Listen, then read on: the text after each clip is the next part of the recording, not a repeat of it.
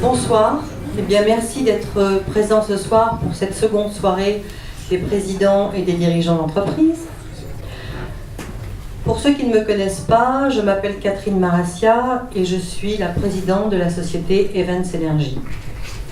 Depuis 10 ans, j'organise pour mes clients des événements sur mesure qui s'inscrivent dans leur stratégie business. Ma conviction, c'est qu'il ne s'agit pas simplement d'organiser une belle fête, mais une belle fête qui a du sens pour la vie et le développement de vos entreprises. J'aime organiser des événements qui comptent et qui sont fédérateurs. C'est pour cela que j'ai créé la soirée des présidents. La soirée des présidents, c'est avant tout un réseau d'affaires sans les contraintes d'un réseau d'affaires, basé essentiellement sur le networking. Des événements sur mesure où vous pourrez venir au coup par coup selon vos centres d'intérêt, mais toujours avec des experts bien évidemment.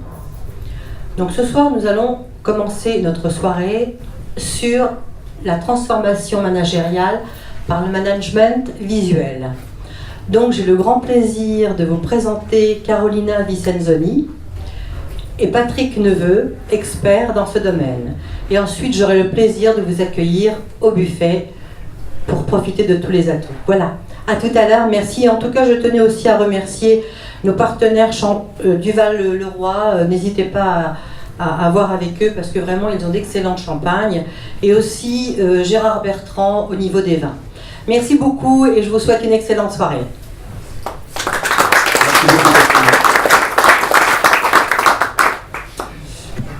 Alors, nous sommes préparés pour faire cette présentation à partir de techniques visuelles de mind mapping, si certains connaissent. Et quelqu'un disait, c'est un entraîneur, que plus on a d'automatisme, plus on peut improviser. Donc si ça se trouve, on va improviser dans la soirée, mais on peut improviser grâce à vous, avec vos questions. On a 40 minutes, 45 minutes maximum, c'est ça ? Oui. Ouais, mais c'est long, 40 minutes. Donc on va essayer d'apporter quelques éléments clés, puis surtout d'entrer en interaction avec vous si vous avez envie de poser des questions. Ça marche comme ça ? Ouais, c'est toujours dur de poser des questions, on le sait. Ça fait 10 ans qu'on fait ça, donc on va essayer de voir si ça émerge et on va être attentif à ça. Ce qui est important, c'est de pouvoir se présenter. C'est toujours très délicat de se présenter soi-même parce qu'il faut un petit storytelling. Et puis très souvent dans les présentations, on le fait peu. Alors j'ai prévu de poser 3 questions à Carolina. Et Carolina a prévu de me poser 3 questions. Enfin, c'est ça, on a choisi 3 mots-clés l'un pour l'autre. Carolina, j'ai prévu 3 mots-clés pour toi. Tu les vois à l'écran ? Ouais. École maternelle, sport et changement culturel. Je te laisse commencer. Alors, ça c'est les 3 mots-clés qui résonnent chez moi parce que dans les 3 il y a des visuels. Ma petite histoire elle commence dans une école maternelle que j'ai fondée. Et on apprenait aux enfants à s'approprier de certains contenus à travers du visuel, des images et des jeux avec que des images. Donc le sport de niveau, j'ai fait court. Le sport de niveau, bon, je suis une ex-sportive de niveau et actuellement je suis préparatrice mentale d'une équipe de Handi Basket France et j'utilise toutes les techniques visuelles pour coacher mes sportifs et d'autres sportifs de niveau. Et changement culturel, je pense que vous l'avez senti avec mon accent. Et pourquoi les visuels ? C'est juste parce que je fais une immersion rapide en France. J'étais expatriée d'un jour au lendemain, je me trouve en France sans savoir parler français, pas un seul mot. Et à vivre pendant 3 ans, donc je me suis dit, il va falloir que j'apprends le français. Et la manière plus rapide d'apprendre, c'était avec du visuel et quelques outils visuels. Donc voilà pour la petite histoire. Et les 3 mots pour Patrick, c'est l'éducation populaire, le management de projet et les changements culturels. C'est moins sexy que les miens, je pense. Mais bon. Visuellement aussi, hein. Bon, éducation populaire, moi il y a des gens qui savent ce que c'est que l'éducation populaire dans la salle ? Non. En fait, c'est un mouvement qui est né au milieu du 19e siècle et qui a donné naissance à l'éducation nationale avec les lois de Jules Ferry et qui s'est battu pour que l'école naisse. Aujourd'hui, c'est resté comme finalement les choses que vous connaissez tous, comme de l'animation socio-culturelle le soir après l'école. Voilà, sauf que c'était né avant l'école. Pourquoi c'est un mot-clé pour moi? Parce que j'ai passé plus de 10 ans de mon existence à trouver les meilleures techniques pour aider des jeunes en difficulté à l'école à mieux apprendre, mémoriser et comprendre ce qui se passait à l'école le reste de la journée. Et pour cela, je me suis aperçu au bout de 10 ans que les techniques visuelles étaient nettement plus efficaces pour apprendre, mémoriser, retenir quelque chose. Et je me suis dit que ça pouvait être la même chose dans les entreprises. Oui, il n'y a rien de pire que d'avoir un collaborateur dans une réunion qui revient 15 jours plus tard en disant c'est pas ça que j'ai compris, non mais c'est pas ça qu'on a dit, ou je ne me rappelle plus. Voilà. Bon, on s'est dit, tiens, il y avait une vraie passerelle. Management de projet. J'enseigne le management de projet depuis le milieu des années 90. J'ai commencé en 95 les premières formations. Et 5-6 ans après, j'ai arrêté. J'ai dit, c'est gonflant d'enseigner le management de projet. Ça fait des usines à gaz. J'utilisais que des techniques orales. J'ai découvert en 2001 des techniques visuelles de management de projet. Je me suis aperçu que Yannick, il est parti, il n'était pas là, mais qu'il y avait des gens qui utilisaient du management visuel depuis les années 80-90 dans le monde de l'industrie. Et j'ai dit, tiens, est-ce qu'on ne pourrait pas faire ça pour le monde du service, du management du tertiaire, voilà. Et j'ai retrouvé le goût à enseigner le management de projet avec des techniques visuelles. Et c'est ce qui fait d'ailleurs le cœur de notre activité chez Signos avec Carolina, qu'on a fondé il y a 10 ans. On fait du management visuel de manière globale, management visuel d'équipe, management visuel de projet, management visuel de stratégie, enfin tout ce que vous voulez faire, on le fait en visuel. Et changement culturel, parce que je suis breton, je suis un terrien, et quand je suis arrivé à Paris, il a fallu que je m'adapte. Mais surtout, changement culturel, c'est que moi je viens du monde de la pédagogie et de l'éducation.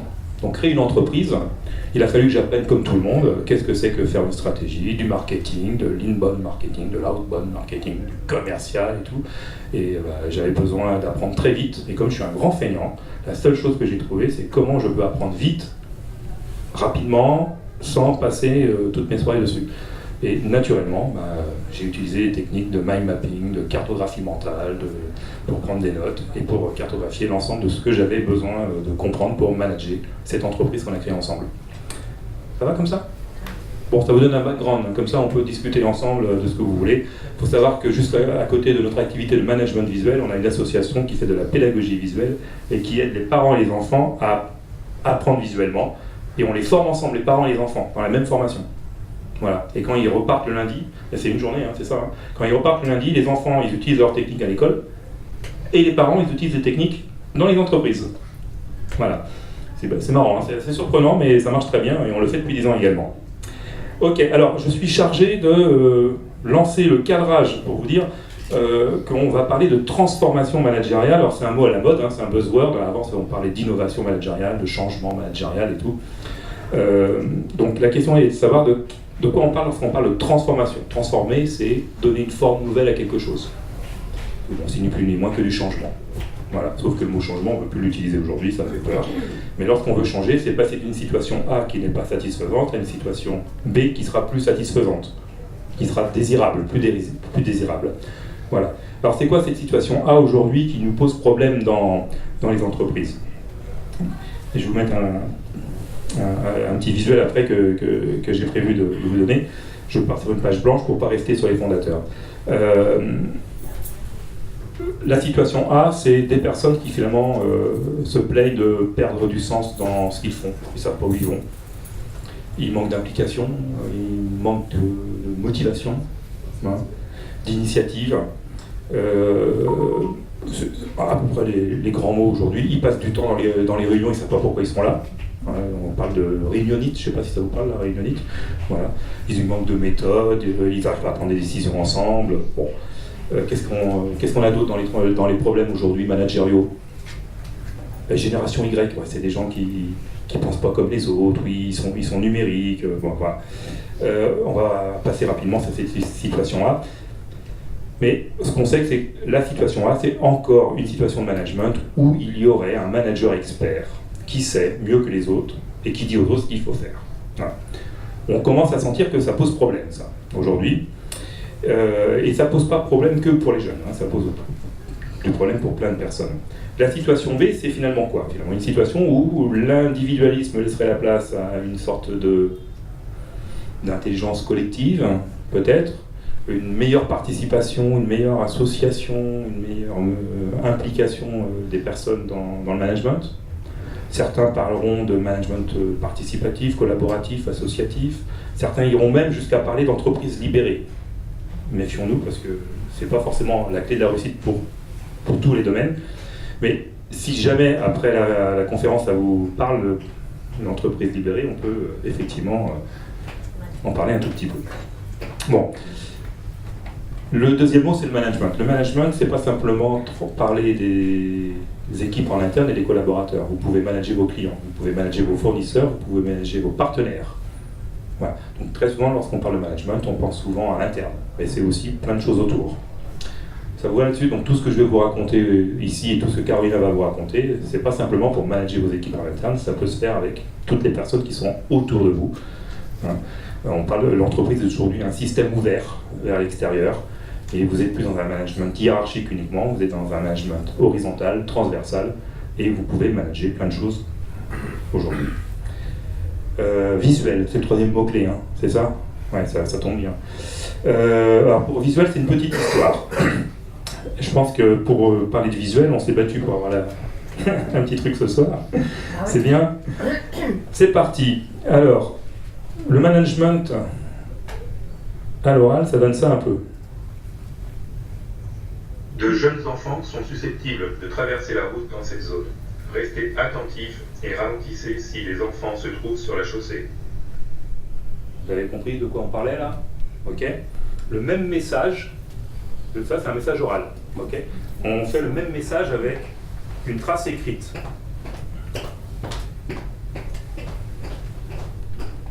Ça va? Qu'est-ce qu'on constate tout de suite? C'est un peu plus... C'est plus rapide?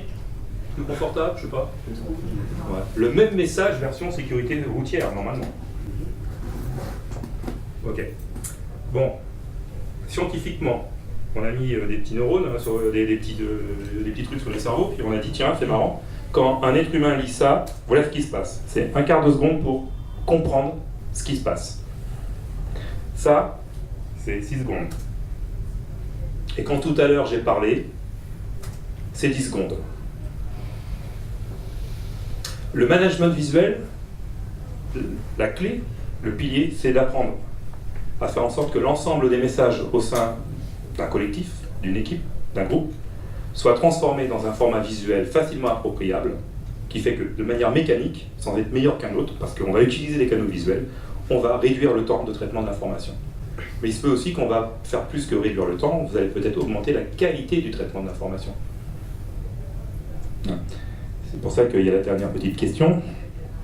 Quelle forme de message va vous permettre d'être le plus efficace en termes de rapidité, qualité? L'efficacité, je n'ai pas utilisé le mot efficience parce qu'en français, on ne sait pas trop distinguer l'efficacité de l'efficience, mais pour comprendre, analyser et décider. C'est-à-dire que si vous êtes sur la route et qu'on vous met un message comme ça avec un agent de sécurité qui est au feu, qui vous dit « Attention, il y a un enfant qui va... » okay, et que vous avez ce panneau-là,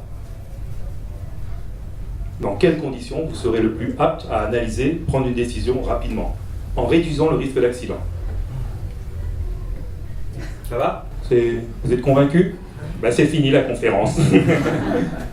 Notre boulot, lorsqu'on rend le travail visuel, notre boulot, nous, c'est de rendre le travail visuel afin d'accélérer le traitement de l'information, la qualité de l'information pour mieux analyser, prendre des décisions et s'orienter et réduire les risques. Vous transférez ça dans votre métier d'entrepreneur, de start-upper, de manager, je pense que vous avez les mêmes problématiques. Gagner du temps en augmentant la qualité et en réduisant les risques. Ça vous va là-dessus? Ok. Ben, c'est bon. Première branche, elle est finie. Ça roule. La deuxième branche. C'est quoi déjà la deuxième branche? Parce que je ne l'ai plus. Les défis managériaux du 21e siècle. Voilà. Alors, parmi les défis managériaux de ce 21e siècle, c'est que nous passons de l'individualisme à l'intelligence collective. C'est fini le manager, chef, expert qui pense tout seul dans son coin. Et en plus, il manage des gens qui n'ont plus envie d'avoir un chef ou un manager qui pense à leur place. Voilà. Pour plein de raisons éducatives ou autres, on y passe. Donc il va falloir aussi avoir des méthodes pour utiliser l'intelligence collective. Avant, c'était la responsabilité du manager de penser tout seul avec ses propres méthodes. Maintenant, c'est des gens ensemble qui doivent réfléchir. C'est plus les mêmes méthodes. Sauf qu'on ne les a pas encore appris à l'école. Elles ne sont pas disponibles dans toutes les grandes écoles. Et on ne les enseigne pas encore beaucoup dans le monde de la formation professionnelle. La deuxième révolution, un petit peu, on va dire, la deuxième rupture, c'est qu'il y a une rupture, on appelle ça informationnelle. Je pense que ce schéma vous le montre également. Vous pouvez venir vous installer, hop, c'est bon, voilà. C'est que vous avez une quantité, vous avez entendu parler d'infobésité, on devient, ça vous parle ça, infobésité? Vous voyez ce néologisme, ce qu'il veut dire? Le problème n'est plus de trouver l'information, le problème est de la trier. Voilà. Et puis de la trier à plusieurs, si on est dans l'intelligence collective. Donc il va falloir se doter d'outils et de méthodes qui vous aident à trier l'information collectivement et de donner du sens collectivement. Sinon, moi je ne veux pas vous suivre. Si le sens que vous donnez à l'information ne me plaît pas, je ne vous suis pas. Voilà. C'était quoi la troisième? La rupture sociétale. Oui, la rupture sociétale, c'est ça. C'est qu'effectivement, vous avez la rupture informationnelle et puis le fait de passer à l'intelligence collective. Voilà. Donc les conséquences sur le management, c'est que vous ne pouvez plus travailler tout seul. Voilà. Et c'est que nous travaillons aujourd'hui en mode projet. Et travailler en mode projet, je ne sais pas si c'est un mot qui vous parle, mais c'est tout simplement, c'est un buzzword qu'on dit, c'est un mot à la mode. C'est-à-dire il va falloir définir un objectif, définir un timing, déjà pour soi, et puis si on le fait en équipe, définir un objectif et un timing avec les autres. Nous travaillons avec une quantité d'entreprises, des PME comme des grands groupes. Quand nous arrivons sur le terrain et qu'on leur demande c'est pour quand, 90% des gens ne sont pas capables de nous donner une échéance. Ils ne savent pas pour quand ils doivent faire le boulot. Donc ça pose pas mal de problèmes d'organisation. Voilà. Donc nous cherchons à la fois à résoudre les problèmes de communication, nous cherchons à résoudre à la fois les problèmes d'émergence d'idées, et nous cherchons aussi à la fois à résoudre les problèmes d'organisation, de l'action, et des projets, et de timing, et de planification.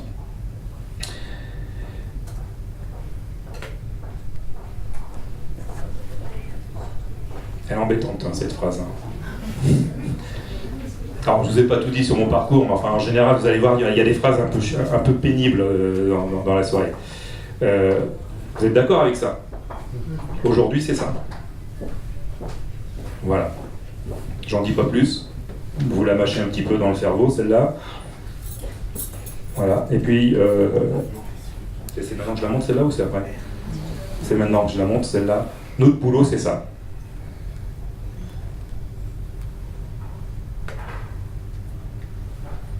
Ça réveille des... Ok?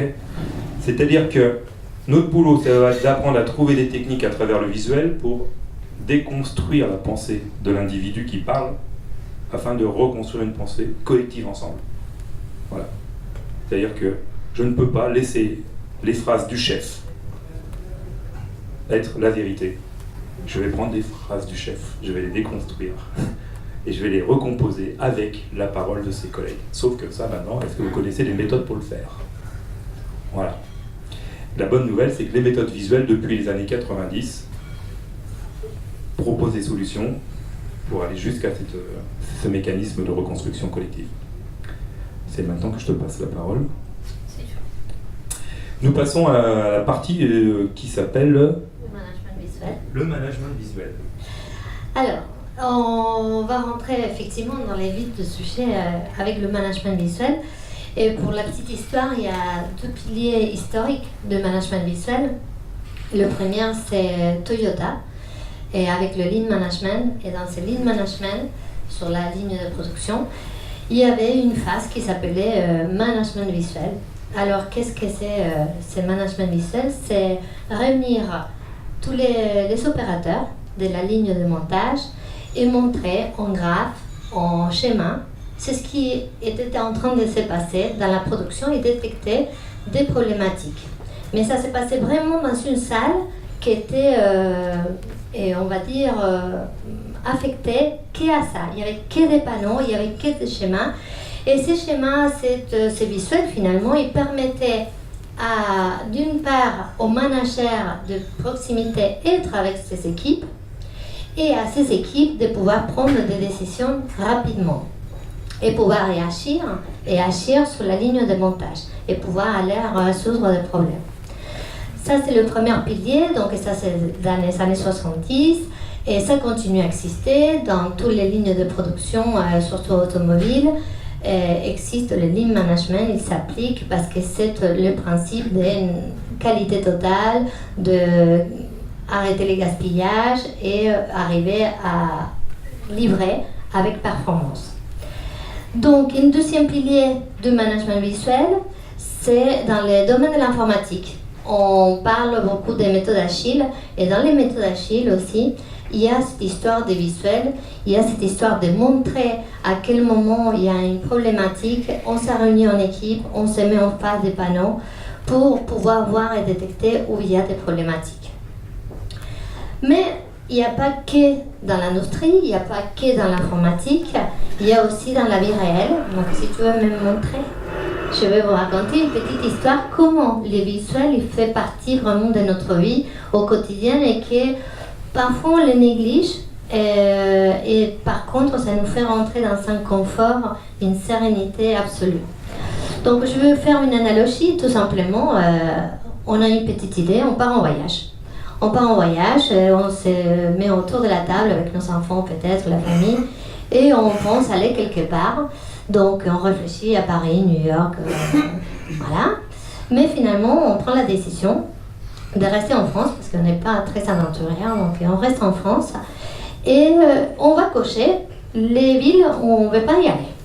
Donc voilà, dans ces villes-là, hop, on ne va pas. Par contre, on prend la décision d'aller à Brest. Bah, j'ai un associé breton et je suis obligée. Hein. J'aurais fait mieux en Argentine, mais bon. Donc on va faire... Bah, je pense que c'est une situation que ça vous arrive hein, pour les vacances, tous les jours d'aller à Brest, je ne pense pas, mais bon. Hein. Mais bon.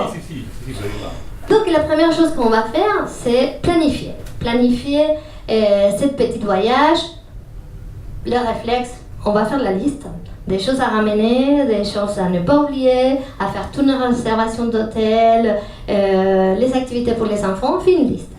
Mais on peut faire aussi une liste qui est un petit peu plus organisée. On peut catégoriser notre liste et dire, par exemple, sur la logistique, voilà, je mets les réservations d'hôtel, les papiers, dans l'autre liste, la pharmacie, dans l'autre liste, les choses pour la plage, voilà. Donc on a l'habitude de faire ça. Et on commence à planifier vraiment notre déplacement maintenant. Là, on check aussi. Oui, on check, bien évidemment, s'il y a tout dans la valise.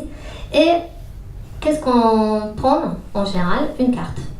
Une carte pour se situer, pour se positionner, savoir où on est, quelle est notre position actuelle et quelle est notre position à la fin de notre voyage.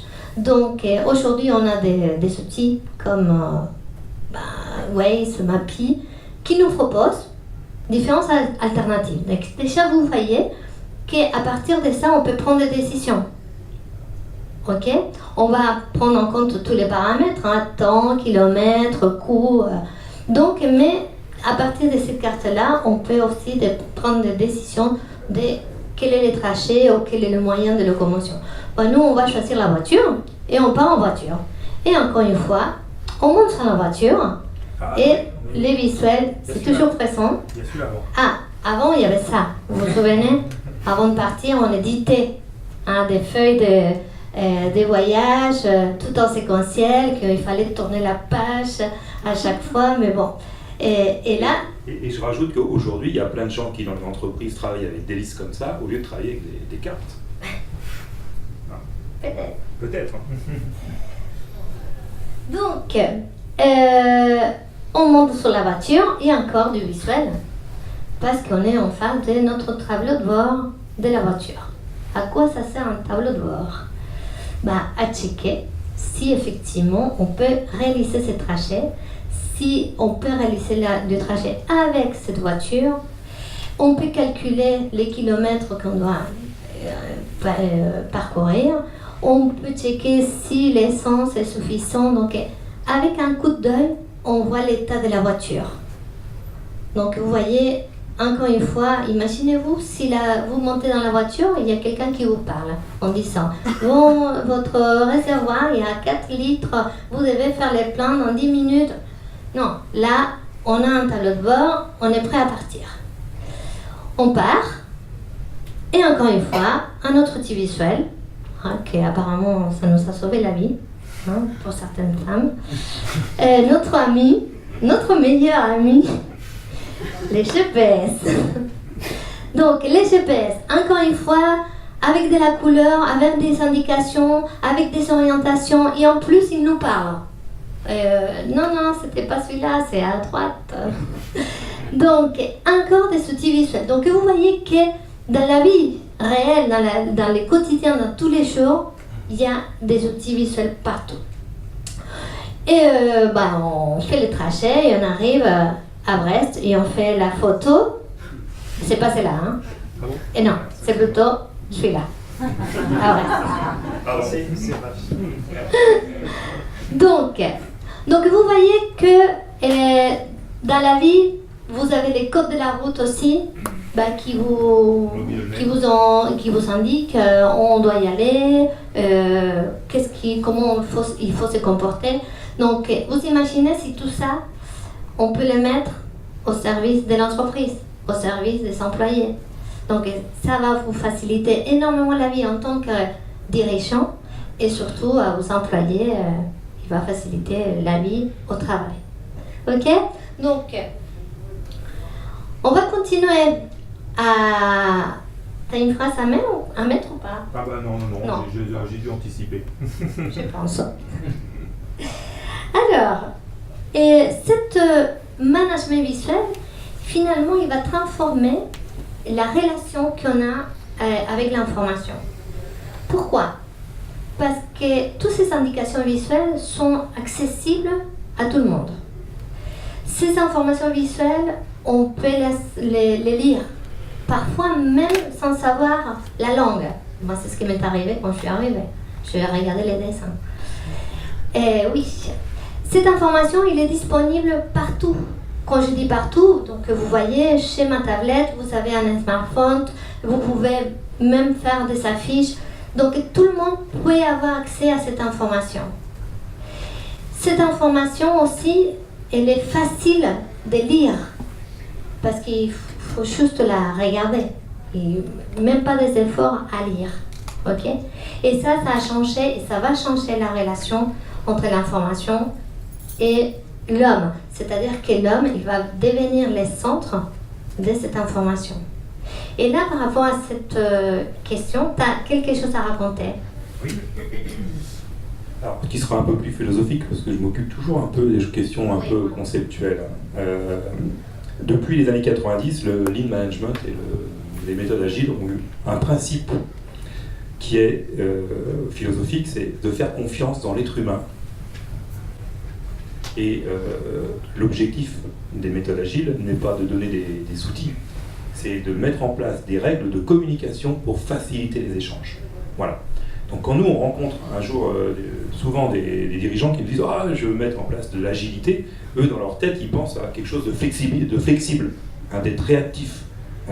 Dans leur tête, j'ai l'impression que c'est un chien qui gambade ou un dauphin qui saute, voilà. Et nous on leur dit « Non, en fait, le management agile, si vous en faites un petit peu, le pilier, c'est marqué d'ailleurs dans le manifesto agile en 1994, faire confiance à l'être humain. Responsabiliser l'être humain, c'est-à-dire lui donner les clés des solutions pour travailler sur le terrain. Et là, tout de suite, il y a 2 ou 3 dirigeants qui disent leur faire confiance et leur donner les clés du camion, on n'est pas tout à fait préparé. Voilà. Et en fait, c'est une bonne réaction, c'est ok, on n'a peut-être pas la culture pour y aller. Voilà. Donc le management visuel, il inverse totalement la relation de pouvoir qu'il y a. C'est-à-dire qu'on dit très souvent que c'est celui qui détient l'information qui a le pouvoir, mais si je décentralise l'information, c'est-à-dire que les panneaux routiers, l'agent, il n'est pas là pour vous parler, on a décentralisé l'information, on vous l'a donnée. C'est-à-dire que décentraliser l'information, c'est la rendre disponible en temps réel, partout et pour tous. Ce qui fait que je n'ai pas besoin d'attendre que le chef me dise « oui, vas-y », parce que j'ai mis des règles qui disent quand est-ce que je dois y aller. Je n'ai pas besoin du chef pour interpréter l'information, parce qu'on m'a donné aussi des règles pour être capable de lire et d'interpréter l'information. Voilà. Et aujourd'hui, dans le monde du service et du tertiaire, c'est pas encore beaucoup ce type de relation qui existe sur le plan du management. On est dans un management très oral. Vous êtes dépendant de l'information de l'autre. Est-ce qu'il veut bien me la donner? Je ne dis pas que c'est la vérité partout. C'est en train de changer. Mais c'est pas parce qu'on a décrété que demain on va mettre en place du management agile que ça marche. On parlait d'entreprises libérées, il y a plein d'entreprises libérées qui ne marchent pas. Parce qu'en fait, ils n'ont pas de méthode, ils n'ont pas de règles de communication. Ils ont oublié de mettre des processus de communication. Et ça, c'est très embêtant ce que je suis en train de vous dire. C'est-à-dire qu'il faut mettre des règles et des processus. C'est l'inverse de la libération, ça. Vous voyez? Mais on ne met pas les règles et les processus au même endroit. Avant, on les mettait dans des procédures. Ce n'est pas la même chose qui a été faite et rédigée par un chef dans son bureau. Maintenant, c'est l'inverse. On va mettre en place des règles sur les méthodes de communication pour bien se parler, pour bien communiquer, afin de construire nous-mêmes nos propres procédures et qu'elles ne soient pas remises en cause par qui que ce soit. Donc, la décentralisation de l'information, si je vous la donne, c'est vous qui êtes au cœur de l'activité. Vous êtes au centre. C'est ça, cette dialectique entre remettre l'humain au centre en décentralisant l'information. Il y a bien d'autres leviers pour faire une transformation managériale. Vous pouvez mettre plein de philosophies en place. On discutait tout à l'heure en prenant un coup avec différentes personnes, il y avait Yannick qui est parti aussi, mais d'autres personnes qui nous parlaient effectivement d'entreprises libérées, et on a bien vu que plein d'endroits ça échoue, effectivement. Ça échoue parce qu'il manque tout simplement de méthode. Les outils, on va faire un petit point sur les outils. C'est toi, voilà. Juste en introduction, les outils sont disponibles. Pratiquement tout le monde dispose d'outils visuels ici. Vous allez dans une entreprise, nous discutons avec des directeurs informatiques, parce que quand on parle d'outils, on parle souvent d'outils numériques, et on leur demande quels sont les outils qui sont chez vous. Ils nous donnent une liste comme ça d'outils. On va avoir les équipes derrière et ils ne les connaissent pas. Ils ne savent même pas que c'est disponible. C'est-à-dire qu'il y a, je sais pas, on va dire au moins 50% des licences qui sont achetées qui ne sont même pas utilisées. Donc, commencer par les méthodes et les outils, ça, de toute façon, c'est pas la solution. Parce que, effectivement, si vous n'avez pas la culture pour y aller, l'outil, vous allez le laisser dans la boîte à outils. Alors, les outils. Patrick parlait des cultures, effectivement. Parce que le visuel, finalement, ça fait partie déjà de notre culture, mais il faut la mettre en entreprise. Donc, comme disait Patrick, il y a plein d'outils. Et plein d'outils que je vais vous présenter, que je vais vous mentionner, que vous les connaissez. Par exemple, une carte mentale, de mind mapping, des diagrammes, des organigrammes. Donc, vous voyez, c'est des outils visuels. Un Kanban, de la data visualisation, des graphes qui sont sortis d'Excel, tout ça c'est des outils visuels. Il y en a un en plus que vous connaissez très bien, PowerPoint. PowerPoint, c'est un super outil visuel. Mais pourquoi tous ces outils visuels ils ne fonctionnent pas assez en entreprise? Qu'est-ce qui se passe? Qu'est-ce qui freine?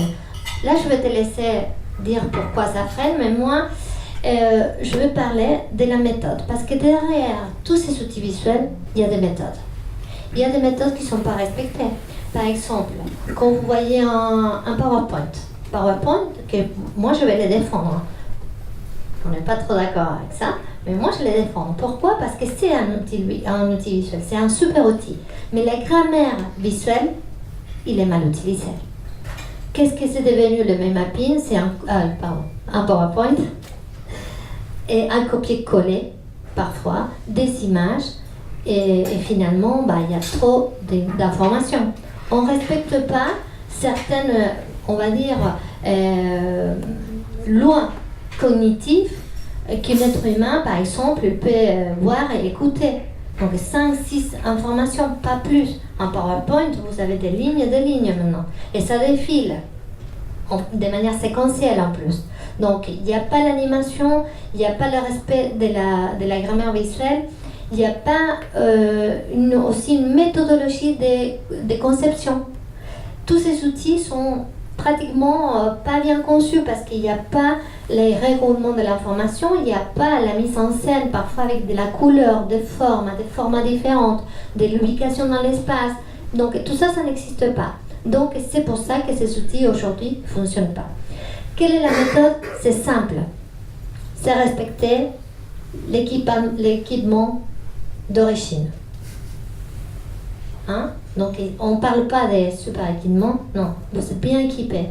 Vous avez un cerveau qui fonctionne très bien et qui est super équipé pour accueillir cette visuelle.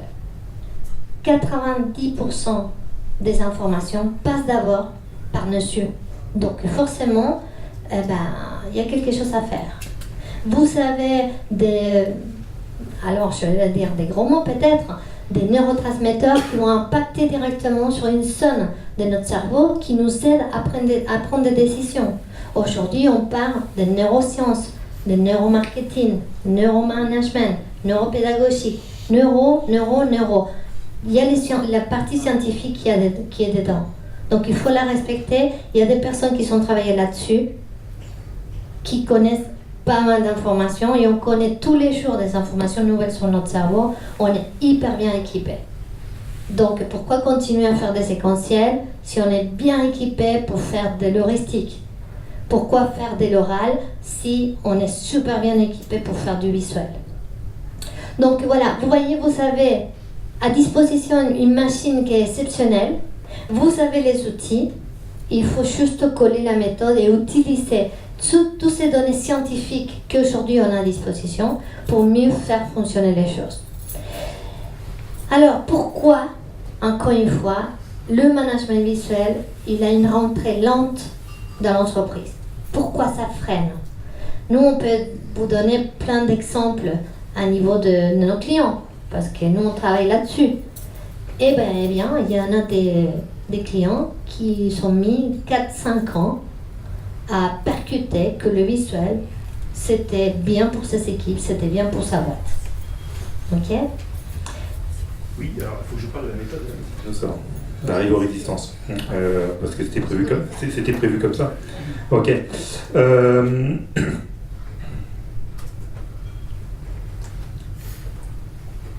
Notre cerveau diverge trop peu et converge trop vite.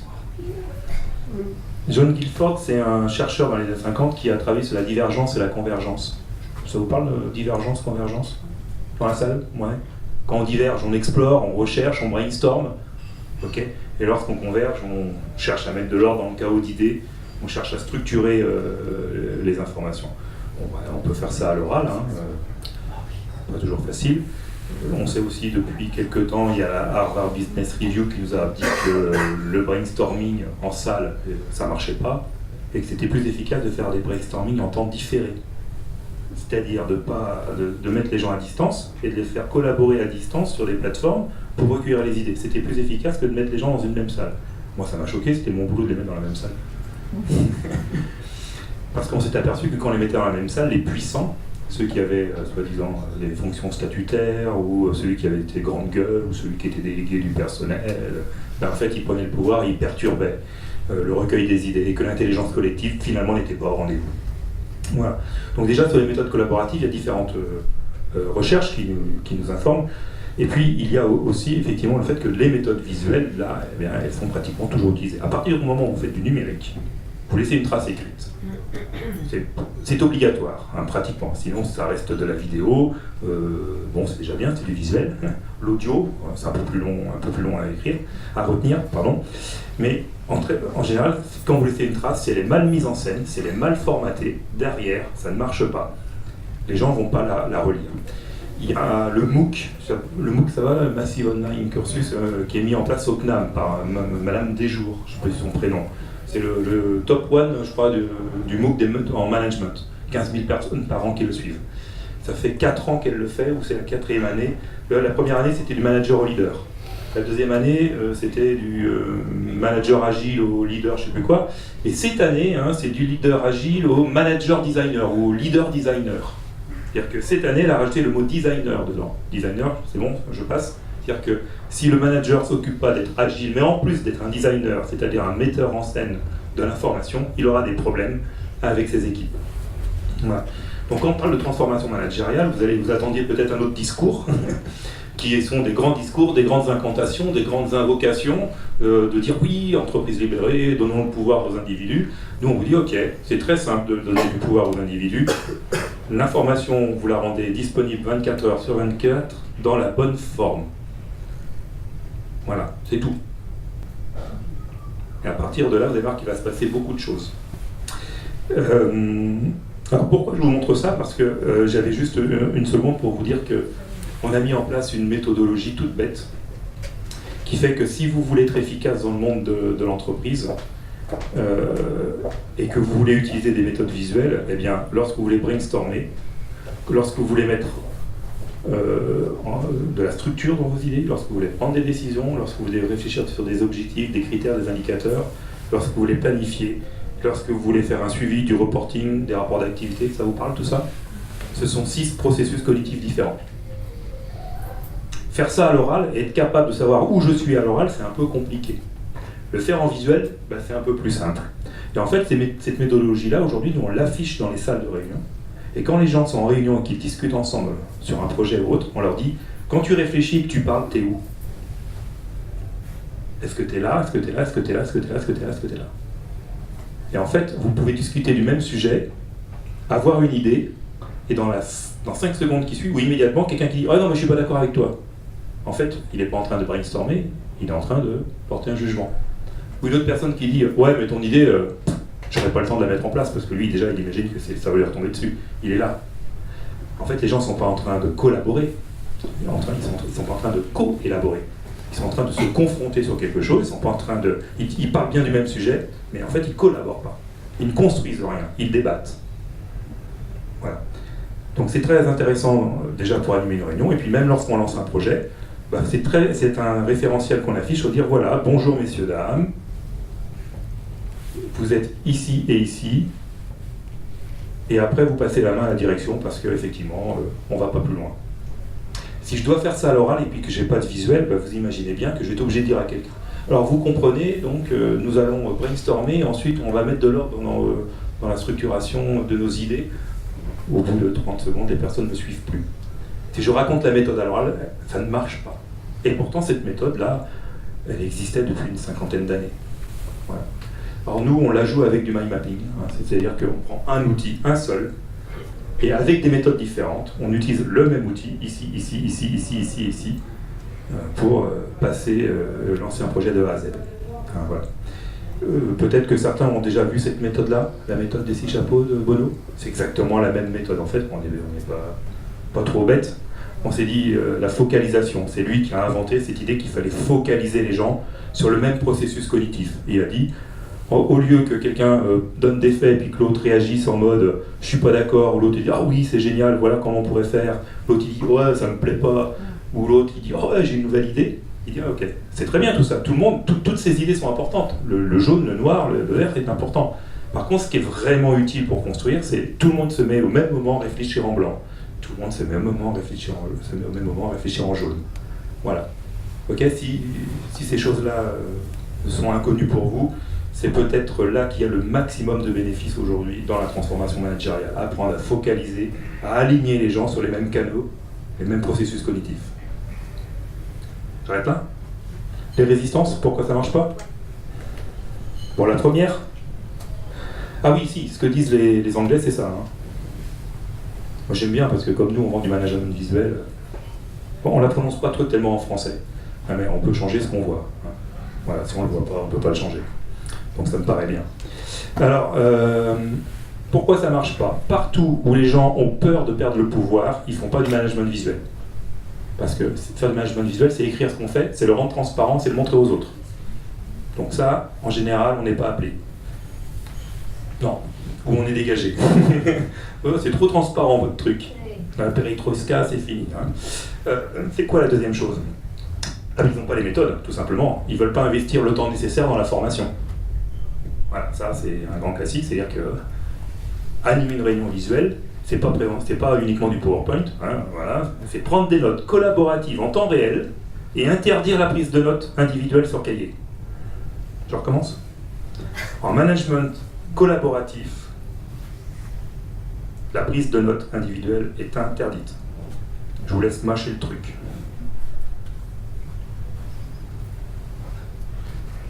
Et nous, on a mis du temps à l'interdire dans notre propre équipe. Voilà. Et quand on l'a interdit pour de vrai, on en a tiré des bénéfices. Et maintenant, on le fait depuis 8 ans chez nos clients. C'est surprenant ce truc-là, je vous laisse effectivement vraiment mâcher. Le troisième, c'est ça ?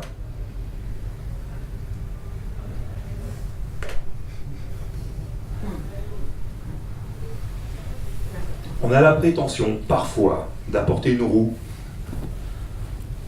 dans des endroits où il continue à être avec des trucs un peu carrés. Mais effectivement, c'est pas toujours évident de voir le bénéfice du management visuel, c'est encore peu connu.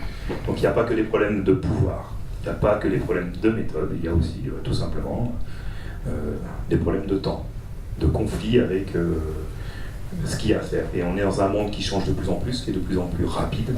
Et effectivement, lorsqu'on arrive, nous, avec des méthodologies nouvelles, on nous répond ça, hein. Vous connaissez ça, ce truc-là. Hein. Donc comment on fait ? On passe notre temps à faire des conférences comme ce soir et à répondre à vos questions. Et c'est le temps des questions. Oui. Ah, j'anime les questions. Vous attendiez peut-être autre chose ? Est-ce qu'il y a des questions comme ça qui émergent ? Voilà. Non, c'est pas évident. Hein. Est-ce que vous pouvez donner un exemple précis, pardon, je me Oui. Allez-y, présentez-vous et parlez. Bonsoir, je suis Nafissa Goupil, je suis éditrice du magazine Décision Durable. Tout d'abord, je vous remercie pour votre présentation. Moi, j'ai une question qui est la suivante. Alors,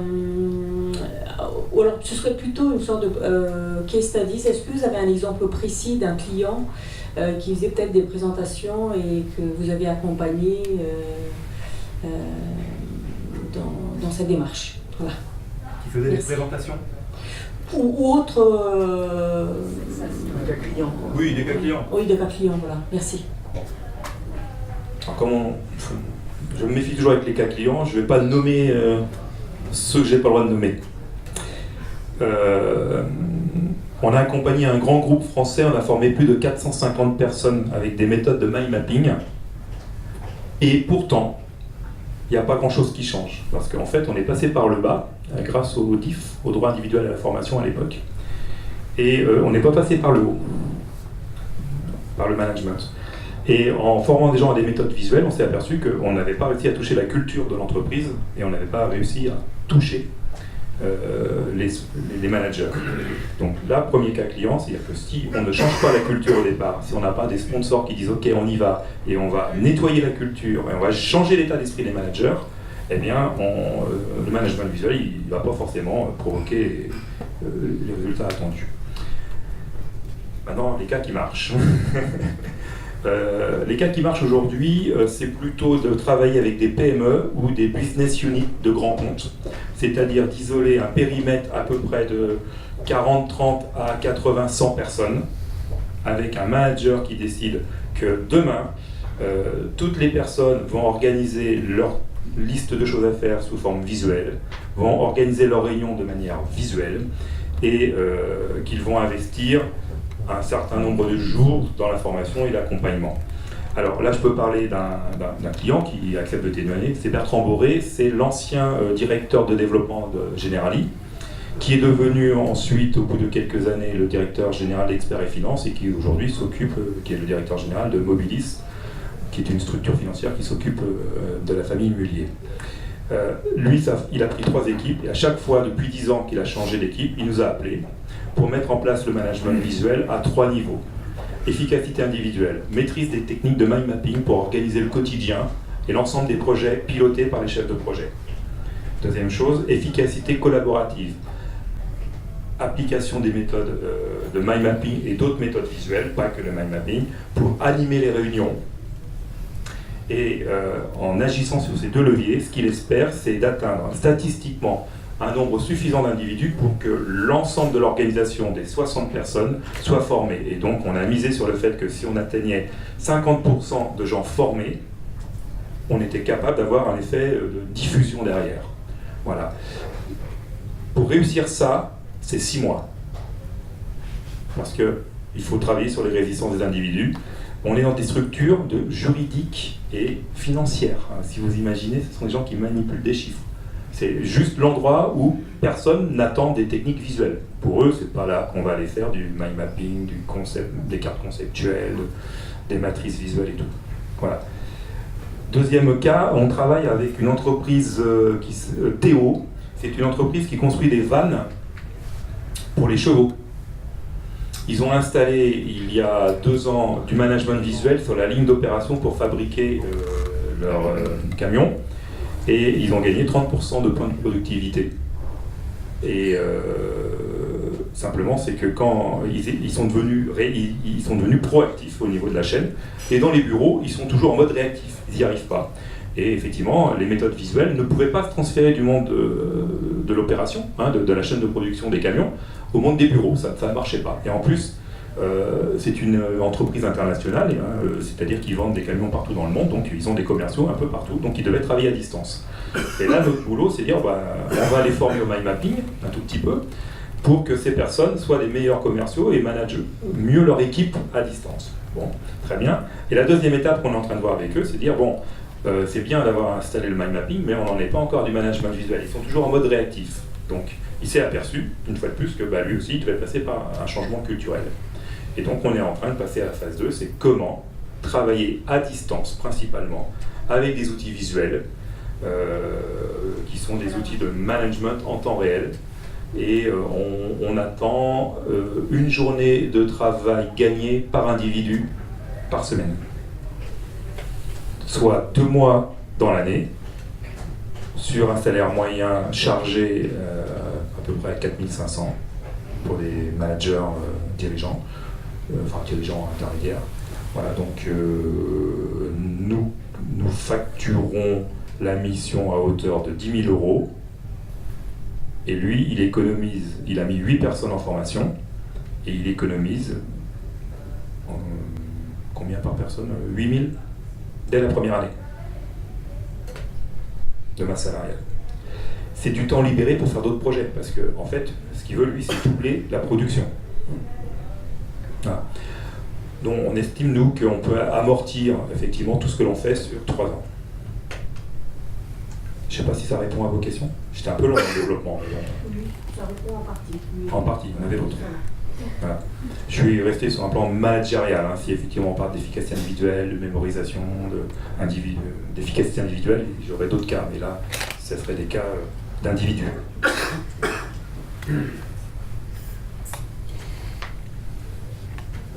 Bonsoir, Pascal Lanchon, Société Néoditel. Vous pouvez expliquer les basiques du mind mapping, parce que j'ai déjà entendu le mot, mais j'ai vu un schéma, mais je ne sais pas comment ça fonctionne. Rapidement.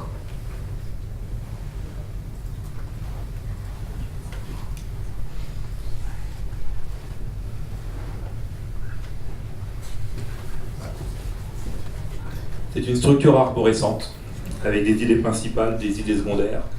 Je les ouvre en fonction de mes besoins. En fait, là, vous avez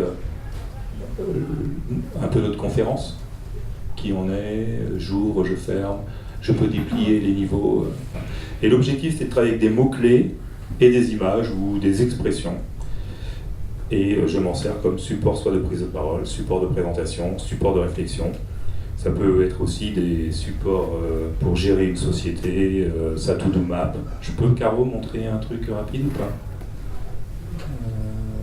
Si on a la... J'ai pas internet, alors donc du coup ça ne va pas marcher. Peut-être qu'il l'a en mémoire. Voilà, je vais vous montrer juste très rapidement. Non, il va pas vouloir, je pense.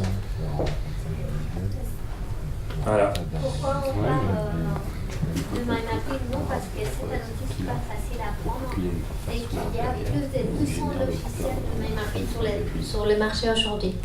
Donc c'est un de nos outils phares, mais c'est pas que le mind mapping. On utilise tous les autres outils qu'on vous a présentés, on les utilise. Mais celui-là, c'est vraiment le plus facile, qu'on peut aller dès la gestion des idées jusqu'à la gestion de projet. C'est pour ça qu'on l'a adopté, on l'a bien adopté, et nos clients ils les adoptent très souvent aussi. C'est une carte qui est tenue par 5 personnes en live. C'est très simple. Vert, c'est fait, rouge, c'est à faire. Avec le 1, c'est à faire cette semaine. Et s'il y avait du jaune, c'était en cours. Voilà. Et au lieu de travailler dans un listing Outlook, enfin, moi j'ai travaillé avec j'arrivais pas à tenir ma liste dans Outlook. Bon, on travaille comme ça. Travailler avec un listing Outlook de manière collaborative, pas évident non plus, enfin, si vous avez déjà essayé. Voilà. Et là, en quoi c'est une transformation managériale? J'ai la vue globale immédiate sur tout ce qu'il y a à faire avec mes collègues et j'ai pas besoin de l'appeler. Je ne dépends pas de lui. Il le met en... Je vais le consulter quand j'en ai besoin. Et en fait, au lieu d'aller l'appeler pour savoir ce que j'ai à faire, je l'appelle pour avoir des explications.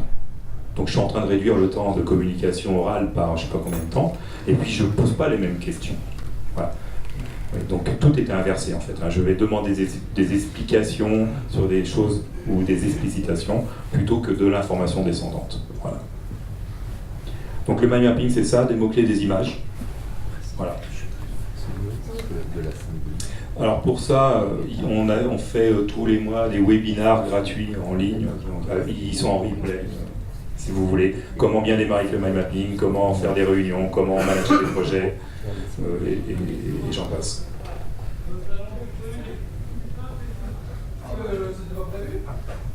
C'est bon, oui? Non, ok, maintenant, c'est bon. C'est bon? Merci beaucoup. On est à votre disposition. Et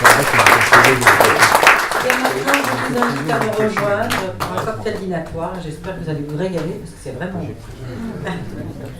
Et une chose, regardez quand même le prochain événement du 7 décembre. Vous le trouverez sur la soirée des présidents et des dirigeants d'entreprise. Et vous trouverez tout le programme et j'espère que bien sûr vous serez présents. Voilà.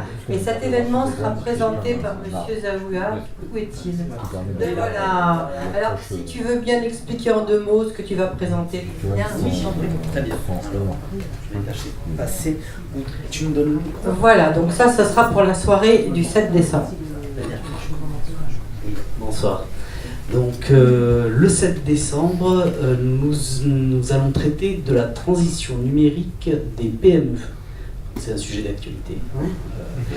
Et on va tâcher de le présenter sous un angle très pratique pour les dirigeants, pour qu'ils aient des clés. J'aurai le plaisir de l'animer avec un client qui a une société de marketing digital. Et lui-même va faire venir son client, ce sera une chaîne de clients, voilà, on aura le CIO d'Interflora qui va Interflora, c'est 110 millions de chiffre d'affaires et surtout c'est une digitalisation assez exceptionnelle. Et donc voilà, on va vous donner des clés. Voilà.